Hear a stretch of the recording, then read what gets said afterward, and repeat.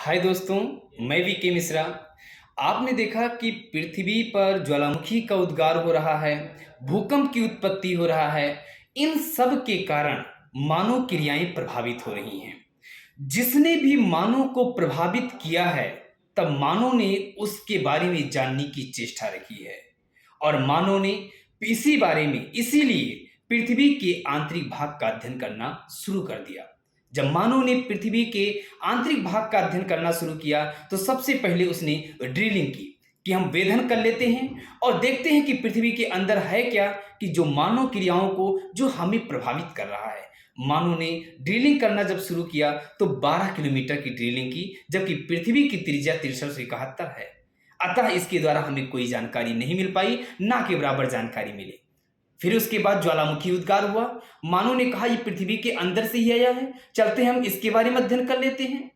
जब इसके बारे में अध्ययन करना शुरू हुआ तो हमें तो ये पता चल गया कि पृथ्वी के अंदर है क्या, लेकिन इस बात की जानकारी नहीं मिली कि आखिर में कौन सी चीजें, कौन सा तत्व पृथ्वी की कितनी गहराई से आया है।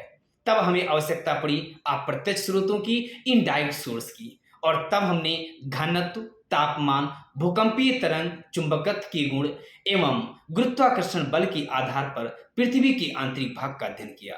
उन सब में भूकंपीय तरंगों का महत्व बहुत ही महत्वपूर्ण है।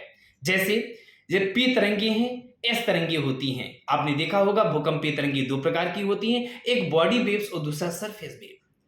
तो बॉडी वेव्स में जो पी और एस तरंगे होती हैं, ये इनका वेग जो होता है घनत्व के अनुक्रमानुपाती और दृढ़ता के अनुक्रमानुपाती होता है।